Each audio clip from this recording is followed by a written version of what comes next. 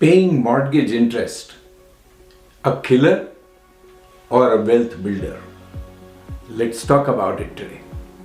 So, you must have heard from a lot of sources, from your parents, from your friends, from Dave Ramsey, and a lot of these sources.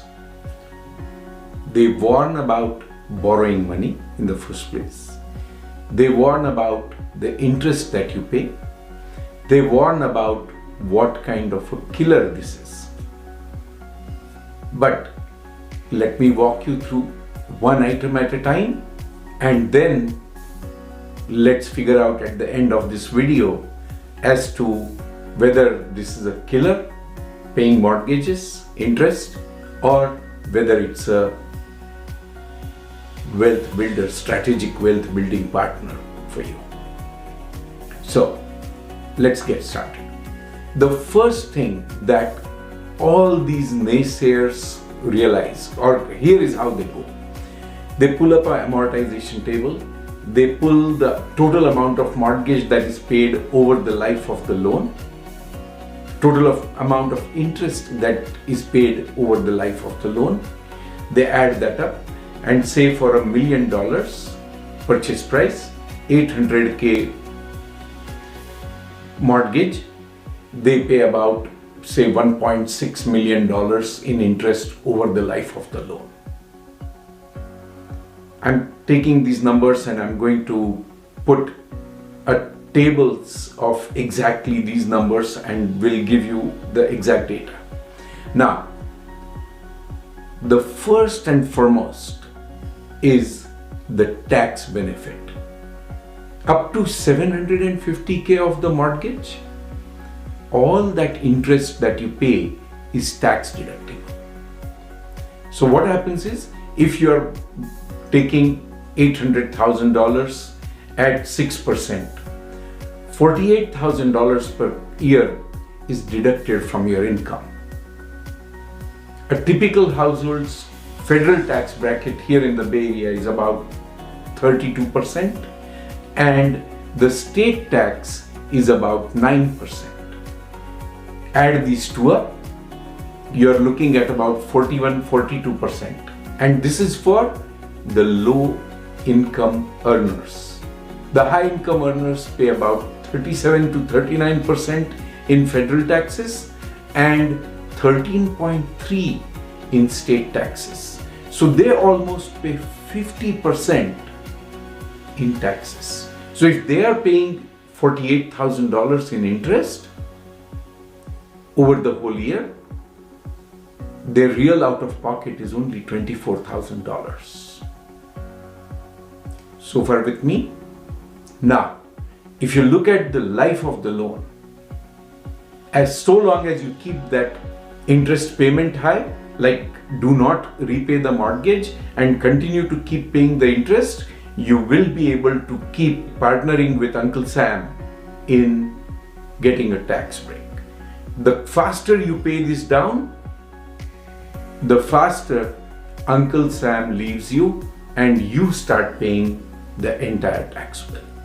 So that's the first one. Number two, we all know inflation. And I have no idea when paying borrowing for your home and paying mortgages, we just completely forget what inflation is. But let's throw inflation in picture. We all know by now that the inflation is about 3% per year. Now suppose we are paying 6% in mortgage to the lender. Every year, the money that you are going to pay back is going to be the same, the principal and interest amount. But what the lender is going to realize is going to be 3% lower every year. So in about 2 years' time, whatever money that lender is going to get, they are probably going to get the same interest as the inflation adjusted dollar. Just imagine that your dollars that you're holding with you from the lender, you're going to give them back inflation adjusted denominated dollar back in 30 years. They are probably not going to get their money. So if you borrowed 800,000 today, the inflation adjusted dollar that the lender might be receiving is perhaps going to be no more than $400,000. So that's the second benefit that you get out of keeping the mortgage. Number 3 benefit. I know a lot of people in the Bay Area have huge amounts invested in their stock options or in the stock market. And what tends to happen is they are continuously building wealth on that money. Because of that, they think that, oh, if I come and pay all down my mortgage today, I'll have zero payment. Completely far from truth. You're still going to pay your property taxes. You're still going to pay your taxes because you are making it completely zero in your mortgage interest payment. And so they feel that they are going to pay zero. It's notionally correct, but they're actually going to pay much higher. And remember, that money that you hold with you in your pocket, you're not going to let it sleep under the bed. You're going to put it to work in the same stocks or stock options that you currently have. And if you see that money grow, there is a cost of opportunity that people do not add when they take a mortgage out of this money being invested elsewhere rather than putting to sleep under the home as a mortgage payment, as a fully clear home. So that is the third benefit that we do not realize. The last and final, guess what?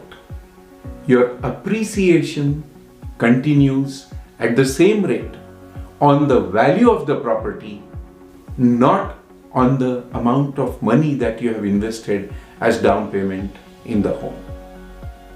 People completely mistake putting their own money into the house to reduce the mortgage and see the balance of the house, home value, appreciation plus the mortgage paid as equity. The mortgage paid down is not equity. It is your cash moved under your house, and it does not work for you. So what's the secret behind building wealth? You should have a mortgage. You should have a property. You should be making money. You should be controlling both and building wealth. A 30-year fixed is very good. A 40 or a 50-year fixed, if that comes into play, is only going to amplify your wealth building. I've done a video about the 50-year fixed. I think this is a very compelling video to make you think about mortgages the right way. I hope you like this video. Like and subscribe, and I'll bring this kind of content more in the future. Thanks for watching.